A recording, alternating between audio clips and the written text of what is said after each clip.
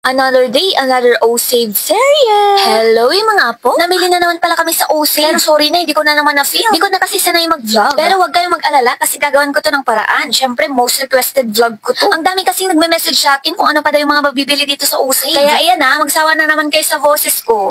Ayan mga apo, pag nagpunta kayo dito sa O-Save, itry nyo itong pork barbecue nila. 225 grams na siya, 55 pesos lang. Next, ito namang dahon ng laurel. 8 pesos lang to mga apo, pero 15 grams na. Ang dami na. Okay din itong mushroom chips nila, 36 pesos lang yan. Itong cookies naman nila, 13 pesos. Ito namang sotanghon, 6 pesos yata. Ito naman mga apok, 64 pesos. May fruit cocktail din dito, 86 pesos. Meron din ditong alcohol, cream silk, graham. Ito namang kondensada, 39 pesos. Ayan, hindi ko na ipapakita yung mga ibang mga apok para pag pumunta kayo dito, meron pa kayong makitang bago. Sa bagay, kahit na lagi-lagi kami dito mga apok, lagi pa rin merong bago. Sinubukan nga rin namin itong toothpaste nila for 5.99. Sabihin mo na 6 pesos. Meron din pala ditong kernel corn, 36 pesos. Anyways mga apok, yung mga item pala na iba is na feature ko na dun sa unang upload ko. Kaya visit nyo na lang yon sa timeline ko. Mga mura at sulit finds dito sa O-Save. Tinanong ko sila mga apo kung naka-promo ba sila dahil ang mura ng mga items dito. Pero hindi daw sila naka-promo. Yan daw talaga yung regular price nila dito. O diba? Ang pinaka-paborito ko palang nabili dito mga apok is yung kanilang hand wash. 55 pesos lang and sobrang bango niya as in.